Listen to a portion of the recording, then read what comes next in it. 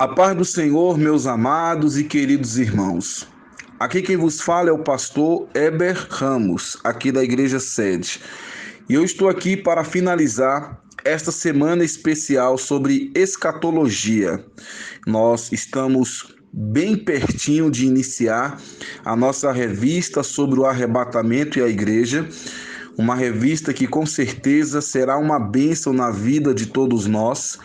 Vários irmãos estão se preparando, tendo aulas introdutórias para que domingo, dia 19, se o Senhor Deus permitir, nós vamos iniciar em todas as nossas igrejas do Brasil para Cristo esta revista tão abençoada, escrita pelo nosso querido pastor Cristiano Abrantes, com toda a coordenação do nosso pastor Gedeon Júnior e também a nossa pastora presidente Loide Ramos, a quem eu quero aqui agradecer pela confiança e pela oportunidade. Ao pastor Gedeon Júnior pelo convite. Eu fico muito feliz quando eu recebo um convite para poder ministrar a palavra do Senhor. E eu estou aqui para finalizar então essa semana escatológica. Irmãos, eu quero falar rapidamente, hoje não vai ser um áudio tão longo, vai ser um áudio bem rápido, mas eu quero falar sobre a questão da promessa. O nosso Deus, o que Ele promete, Ele cumpre.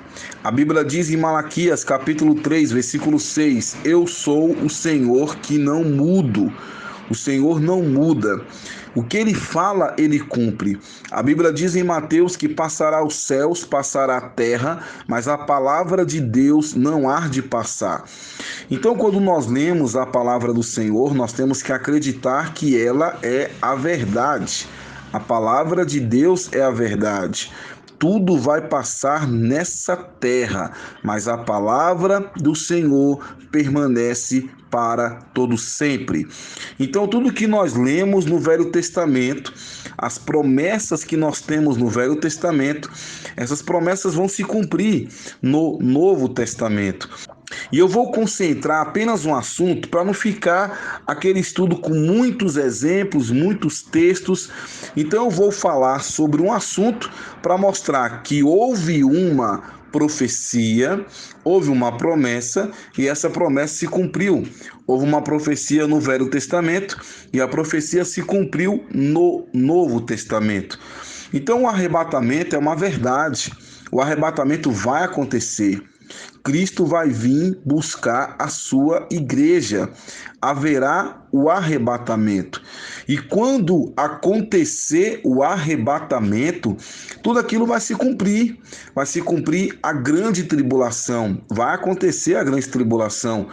Período de 7 anos, dividido em 2 períodos, 3 anos e meio de aparente paz, e depois mais 3 anos e meio nas aberturas dos selos. Tudo isso já foi explicado, ensinado em detalhes quando nós estudamos o livro do Apocalipse, e que você pode recordar entrando no nosso canal do YouTube EPBC Brasil, entrando nas playlists lá do Apocalipse, você vai encontrar lá estudos aprofundados sobre todo esse período do arrebatamento, da grande tribulação. Mas por que voltar então ao mesmo assunto? Porque Deus quer nos despertar a cada instante, a cada momento, a cada instante que Ele está voltando. Jesus está voltando. Eis que o juiz já está à porta. Se eu não estou enganado, esse texto está em Tiago. Eis que o juiz já está à porta. Jesus está voltando. Ele vai arrebatar a sua igreja. Eu gosto sempre de dizer que muitos esperam aquele arrebatamento de forma coletiva. Isso vai acontecer. Os mortos vão ressuscitar primeiro e depois nós seremos transformados. Nós não vamos passar pela grande tribulação. Tudo isso vai ser explicado na nova revista que começará no dia 19, se assim Deus permitir. Mas também tem aquela volta de Jesus de forma individual. A cada dia ele volta para uma pessoa. para várias pessoas. Então ele vai vir buscar a sua igreja. Então o arrebatamento é algo real, vai acontecer. A qualquer momento a trombeta vai soar e Cristo vai arrebatar a sua igreja. Isso pode ser a qualquer momento, a qualquer hora. A Bíblia diz que 2 estarão no campo, um será tomado e outro deixado. 2 estarão dormindo, um será tomado, outro deixado. Então, não abrir e piscar de olhos. Ó, já pisquei aqui, nem percebi, mas eu já pisquei. Você que está ouvindo esse áudio já piscou várias vezes. Então é aí, ó, não abrir e fechar de olhos, já teve o arrebatamento. Então nós temos que estar preparados, porque o arrebatamento é algo real. Então eu quero falar aqui que quando Jesus fala, ele cumpre. No Velho Testamento, por exemplo, Jesus disse que o Senhor Jesus nasceria da tribo de Judá. Em Gênesis 49, versículo 10 diz assim: não se apartará o cetro de Judá, nem um bastão de comando dentre seus pés, até que venha aquele a quem pertence por direito e a quem devem obediência os povos. Essa mensagem foi dita lá em Gênesis 49, versículo 10, quando Jacó estava abençoando seus filhos. Não se apartará o cetro de Judá. E quando chega em Lucas 3,33, fala: filho de Aminadab, filho de Arão, filho de Esrom, filho de Farés, filho de Judá. Então é algo que se cumpriu. Foi falado em Gênesis 49:10 e se cumpriu em Lucas 3,33. Foi dito que nasceria de Belém, Jesus nasceria em Belém. Em Miqueias 5:1 diz: mas tu, Belém Efrata, tão pequena entre as clãs de Judá, e de ti que sairá para mim aquele que é chamado a governar Israel. Suas origens remontam os tempos antigos, aos dias do longínquo passado. Mateus 2:1 diz: tendo, pois, Jesus nascido em Belém de Judá, no tempo do Herodes, eis que magos vieram do Oriente a Jerusalém. Foi dito em Miqueias, se cumpriu em Mateus. Disse lá em Isaías que o Senhor Jesus nasceria de uma virgem. Por isso o próprio Senhor vos dará um sinal: uma virgem conceberá e dará à luz um filho, e o chamará Deus conosco. Se cumpriu aonde? Mateus 1,18. Eis como nasceu Jesus Cristo. Maria, sua mãe, estava desposada com José. Antes de coabitarem, ela concebeu por virtude do Espírito Santo. Então, Isaías, 700 anos antes de Cristo, já havia predito que Jesus nasceria de uma virgem. Todos nós sabemos a história. Em Jeremias 31:15 diz que haveria uma matança de inocentes em Belém. Jeremias 31:15, eis que diz o Senhor: ouve-se ramar uma voz, lamentos e amargos soluços. É Raquel que chora aos filhos, recusando ser consolada, porque já não existe. Olha o que diz Mateus 2,16. Vendo então Herodes, que tinha sido enganado pelos magos, ficou muito irado e mandou massacrar em Belém e nos seus arredores todos os meninos de 2 anos para baixo, conforme o tempo exato que havia indagado dos magos. Algo que foi dito em Jeremias aconteceu em Mateus. Diz em Oséias 11:1 sobre a fuga para o Egito: Israel era ainda criança e eu já o amava, e do Egito chamei meu filho. Olha o que diz Mateus 2,14. José levantou-se durante a noite, tomou o menino sua mãe e partiu para o Egito. Do Egito chamei meu filho. E a Bíblia diz que eles partiram para onde? Para o Egito. Então, observa que algo que está sendo dito está sendo cumprido. Olha só: pregará na Galileia, nas proximidades do Rio Jordão. Isaías 8:23. No passado ele humilhou a terra de Zebulon e de Naphtali, mas no futuro cobrirá de honras o caminho do mar, a Transjordânia e o distrito das nações. Isaías 9:1. O povo que andava nas trevas viu uma grande luz. Sobre aqueles que habitavam uma região tenebrosa resplandeceu uma luz. Olha o que diz Mateus 4:12 ao 16.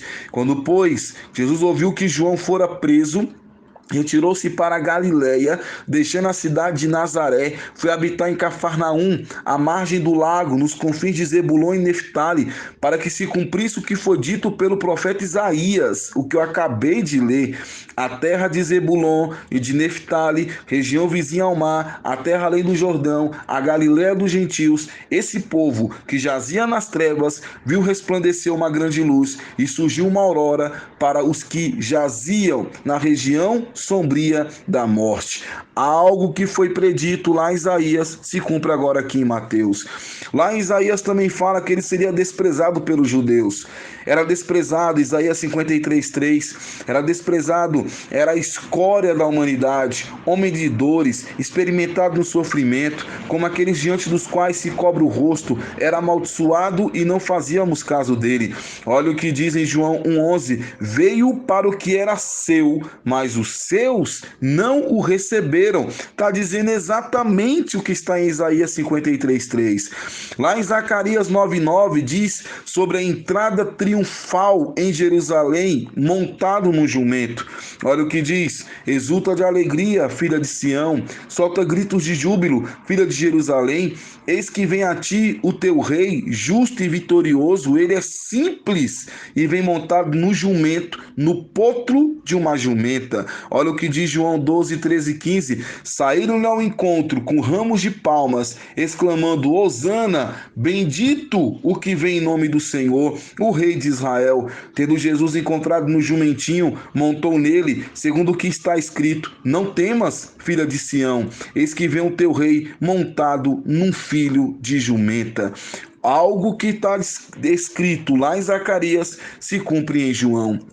Olha o que diz sobre a questão de traição, que ele seria traído por um dos seus. Olha o que diz Salmo 40:10, até o próprio amigo em que eu confiava, que partilhava do meu pão, levantou contra mim o calcanhar. Olha o que diz aqui em Marcos 14:10, Judas Iscariotes, um dos 12, foi avistar-se com os sumos sacerdotes para os entregar a Jesus. Lá no Salmo 40 não fala o nome de Judas, mas estava falando de Judas, porque ele traz Jesus aqui em Marcos 14:10. Será vendido por 30 moedas de prata. Isso também foi profetizado, foi dito. Olha o que diz Zacarias 11:12. Eu disse-lhes, dai-me o meu salário, se o julgares bem, ou então retende-o. Eles pagaram-me apenas 30 moedas de prata pelo meu salário. Lá em Mateus 26:15, que quereis dar-me, eu vos entregarei. Ajustaram com ele 30 moedas de prata. Olha sobre o preço que seria devolvido. Zacarias 11:13 diz, o Senhor disse-me, lance esse dinheiro no tesouro, esta bela soma na qual estimaram os teus serviços, tomei as 30 moedas de prata e lancei-as no tesouro da casa do Senhor. Olha o que diz Mateus 27:6-7. Os príncipes dos sacerdotes tomaram o dinheiro e disseram, não é permitido lançá-lo num tesouro sagrado, porque se trata de preço de sangue. Depois de haverem deliberado, compraram com aquela soma o campo do oleiro, para que ali se fizesse um cemitério de estrangeiro. Observe, irmãos, que quando Deus fala, ele cumpre. A palavra de Deus é verdade. Olha o que diz aqui sobre julgado, questão de manter em silêncio, a questão do julgamento. Isaías 53:7, foi maltratado e resignou-se, não abriu a boca, como um cordeiro que se conduz ao matadouro e uma ovelha muda nas mãos dos tosqueador. Ele não abriu a boca. Olha o que diz Mateus 26:62-63. Levantou-se o sumo sacerdote e lhe perguntou, nada tens a responder ao que esta gente depõe contra ti? Jesus, no entanto, permanecia calado. Por que Jesus permanecia calado? Porque lá em Isaías 53:7 diz que ele não abriria a boca. Então ele não poderia abrir a boca aqui, porque foi profetizado. Disse-lhe o sumo sacerdote, por Deus vivo, conjuro-te que nos digas se é o Cristo, o Filho de Deus. E ele permaneceu calado. Olha o que diz em Isaías 53:4-5, que foi 700 anos antes de Cristo. Olha o que ele diz sobre o sofrimento pelos outros. Ele diz, em verdade, ele tomou sobre si nossas enfermidades e carregou os nossos sofrimentos, e nós o reputávamos como castigado, ferido por Deus e humilhado, mas ele foi castigado por nossos crimes e esmagado por nossas iniquidades. O castigo que nos salva pesou sobre ele, fomos curados graças às suas chagas. Olha o que diz Mateus 8:16-17. Pela tarde, apresentaram-lhe muitos possessos de demônios, como a palavra expulsou ele os espíritos e curou todos os enfermos. Assim se cumpriu a predição do profeta Isaías, tomou as nossas enfermidades e sobrecarregou-se dos nossos males, cumprindo o que estava lá em Isaías 53. Houve uma profecia que ele seria crucificado entre os malfeitores. Olha o que diz a palavra do Senhor em Isaías 53:12. Eis que lhe darei parte com os grandes, e ele dividirá a presa com os poderosos, porque ele próprio deu sua vida e deixou-se colocar entre os criminosos, tomando sobre si os pecados de muitos homens e intercedendo pelos culpados. Mateus 27:38 se cumpre. Ao mesmo tempo foram crucificados com ele 2 ladrões, um à sua direita e outro à sua esquerda. Olha o que diz lá Isaías: deixou-se colocar entre os criminosos. Também foi profetizado sobre a questão das mãos e dos pés sendo perfurados. Salmo 21:17. Sim, rodeia-me uma malta de cães, cerca-me um bando de malfeitores, transpassaram minhas mãos e meus pés. João 20:28. Depois disse a Tomé: introduz aqui o teu dedo e vê as minhas mãos. Põe a tua mão no meu lado, não seja incrédulos, mas homem de fé. Respondeu-lhe Tomé: meu Senhor e meu Deus. Olha só, se cumpriu. Será escarnecido e desprezado, também foi profetizado. Salmo 21:6 e 9. A vós clamaram e foram salvos, confiaram em vós e não foram confundidos. Eu, porém, sou um verme, não sou homem, o opróbrio de todos e abjeção da plebe. Todos os que me veem zombam de mim, dizem, meneando a cabeça: esperou no Senhor, pois o que o livre, que o salve, se o ama. Mateus 27:39 e 40. Os que passavam e injuriavam, sacudiam a cabeça e dizia: tu que destróis o templo e o reconstróis em 3 dias, salva-te a ti mesmo, se és o Filho de Deus, desce da cruz. Olha só, irmãos, haveria um escárnio, não haveria? Foi profetizado lá em Salmo, não foi? Cumpriu-se aqui em Mateus. Tudo que está acontecendo aqui, nesse sacrifício de Jesus, foi profetizado. Para beber lhe deram vinagre. Também foi dito lá em Salmo 68:22, puseram fel no meu alimento, na minha sede deram-me vinagre para beber. Olha João 19:29, havia ali um vaso cheio de vinagre. Os soldados encheram de vinagre uma esponja e fixando-a numa vara de sopo, chegaram-lhe à boca. Olha só o que diz em Salmo 33:21, que nenhum de seus ossos seria quebrado. Ele protege cada um de seus ossos, nenhum só deles será quebrado, porque eles queriam quebrar, era a prática deles, eles quebravam as pernas dos crucificados para acelerar a morte, mas com Jesus não houve isso, porque foi profetizado lá em Salmo 33:21. Olha só João 19:33, chegando porém a Jesus, como vissem já morto, não lhe quebraram as pernas. Olha só, eles iriam quebrar as pernas, era um costume deles, quebravam as pernas para acelerar a morte. Com Jesus não foi preciso isso. Foi profetizado também que seu lado seria transpassado. Em Zacarias 12:10, suscitarei sobre a casa de Davi e sobre os habitantes de Jerusalém um espírito de boa vontade e de prece, e eles voltarão seus olhos para mim, farão lamentações sobre aquele que transpassaram, como se fosse um filho único, chorá-lo-ão amargamente, como se chora um primogênito. Olha o cumprimento da promessa, João 19:34, um dos soldados abriu-lhe o lado com uma lança, imediatamente saiu sangue e água. Olha só, isso foi dito aqui em Zacarias 12:10. Houve uma profecia também sobre a questão de sortear suas vestes. Olha o que diz Salmo 21:19, repartem entre si as minhas vestes e lançam sobre a minha túnica. Olha onde se cumpriu, Marcos 15:24. Depois de o terem crucificado, repartiram as suas vestes, tirando a sorte sobre elas para ver o que tocaria cada um. Foi profetizado que seria sepultado em uma tumba de ricos. Isaías 53:9, foi-lhe dada a sepultura ao lado de facínoras, e ao morrer achava-se entre malfeitores, se bem que não haja cometido injustiça alguma, e em sua boca nunca tenha havido mentira. Olha Mateus 27:57-60, à tardinha, um homem rico de Arimateia, chamado José, que era também discípulo de Jesus, foi procurar Pilatos Pilatos e pediu o corpo de Jesus. Pilatos cedeu a José, tomou o corpo, envolveu no lençol branco e o depositou num sepulcro novo, que tinha mandado talhar para si na rocha. Depois rolou uma grande pedra à entrada do sepulcro e foi-se embora. Então isso foi profetizado. Olha só essa profecia que Jesus iria ressuscitar. Mataram Jesus, colocaram ali a coroa de espinho, colocaram ali os cravos nos pés, os cravos nas mãos, e Jesus morreu. O corpo não aguentou não, irmãos. Foi muita dor, muita angústia, muito sofrimento. O corpo não aguentou, ele morreu, mas ele haveria de morrer, ele veio para isso.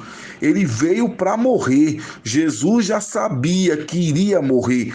Ele veio para morrer em prol da minha vida e em prol da sua vida. E Jesus então morreu. Jesus então foi sepultado. Jesus estava ali no túmulo de José de Arimateia.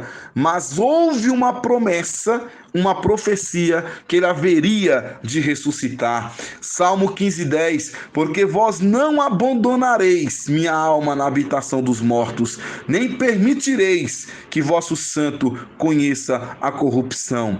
Em Mateus 28:9, diz que Jesus aparece a Maria Madalena, e nesse momento Jesus apresentou-se diante delas e disse-lhes: salve! Aproximam-se elas e prostrada diante dele, beijaram-lhe os pés. Jesus ressuscitou dentre os mortos. E a Bíblia diz: ascenderá ao céu. Salmo 67:19, subindo nas alturas, levardes os cativos, recebertes homens como tributos, aqueles que recusaram habitar com o Senhor Deus. Em Lucas 24:50-51, depois os levou para Betânia, e levantando-se as mãos, os abençoou. Enquanto os abençoava, separou-se deles e foi arrebatado para o céu. Jesus foi para o céu.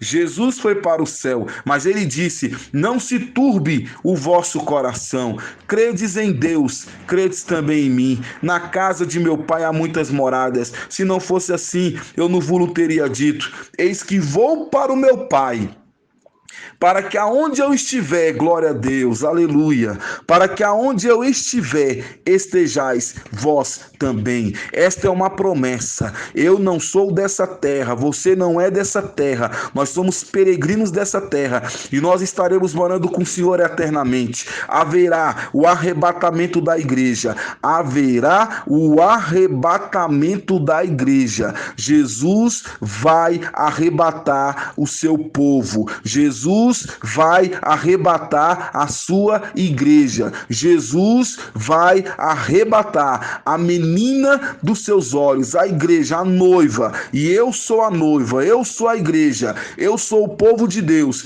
e moraremos com o Senhor eternamente. Então, meus amados irmãos, não perca estas lições por nada. Não perca a escola bíblica dominical. Não se contente em assistir online, não se contente em assistir na sua casa, não é a mesma coisa, não é a mesma coisa. Esteja conosco, venha para a escola bíblica dominical no próximo domingo, às 9 horas da manhã, iniciaremos esta maravilhosa revista. Você não pode perder nenhum estudo, vai ser explicado porque nós não estaremos aqui no arrebatamento, na grande tribulação, nós seremos arrebatados antes da tribulação.